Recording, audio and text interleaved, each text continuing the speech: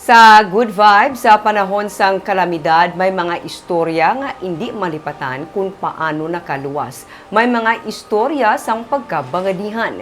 Isa ka 80 anyos nga ulihin na nakatalupangod nga ang iya puno nga ginahakos, puno sang Buri nga puno sang tunok. May report si Romeo Subaldo. Hoy, yung pila sa kamoto. Nagkalapali na. Tablay sa Buri. May tunok. Ampiak. Ginpakita pa sang 80 anyos nga si Carlos Galon ang mga pinalian sang iya nga mga pilas tugas ang iya pagkatunok sa iya 7 ka oras nga pagkakos sa puno sang Buri sa sitio Kalatungan, Barangay Kabadjangan sa Sipalay City.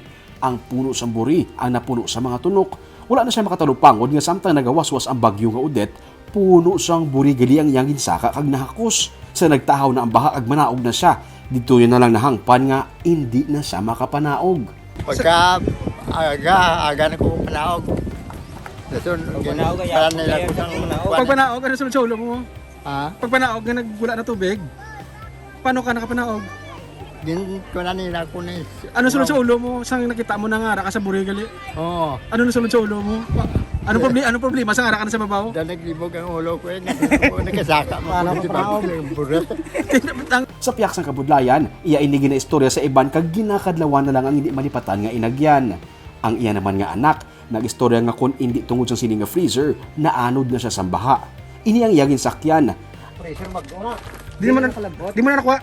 Amo na dakop dito sa ubos pag-anog sa amon. Nga man ginigot sa ako nawak kay lutaw sa. Mo pag niamong itabiran nga magkapay-kapay. Pero kasi ano siya, sir? No, taga diri man ko no. Si Narciso Brabat naman nakibot nga samtang yara sa ibabaw sa ilang atop, may nabatian nga bata nga nagahibi. Sa ulihin na lang nakita nga may nagakabit gali nga bata sa kilid sang atop. Iya ini nga ginuwas. Hindi nilayon ang bata nga gabi, tigay plus ko sa dalom.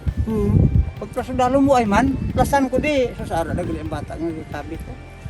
Di mo to hingagaw ko kay tubig taga diri na bala sir. Istorya ni Angel Mergo, nakabuya siya sa iya amay samtang nagatabok sa baha. Gibuyan ko di papa kay si Batek. Ang bata ni Lobelia nga rang gikugaya si papa. Then nabuyan na lang ko ni papa. Ang iya amay nga si Marcelo Miergo, nag-istorya nga naayawan siya salong pangita sa iya kabataan. Naanod siya sa baha. 3 ka oras siya nga nagkapakapa kag naglangoy sa baha. Kung hibi na ko sa ano ya, mabururo ka sa kay ko, hibi ko ya. Hibi ka? Kay akong lantang nislakan katong bata kong gamay. Ano kakablo ko na tabo sila mo, no? Way, kay salom na sila mo, way nagdakamdakpan. Kung ko way atok mga bata patay na gito ya. Amo sa ulo mo. May 3 man siya ka mga patay nga nalabyan. Sa kalayoon siyang inatupan, 4:00 na siya sang hapon nakabalik sa ilang lugar pagkadason nga adlaw.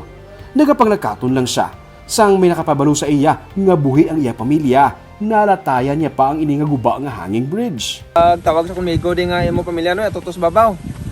Kay gipakaon lang dito, way na ko makaron kanon kay dalagang ko kadto to, ang hanging bridge daw do gilitay latay ko lang mo. Paglambot ko sugatay ko dai no, lipay ko kay gisugatay ako. Matapos ang ila inagyan, isa ka bagay ang ila natun-an. Mag-evacuate na antes pa man mag-abot ang bagyo.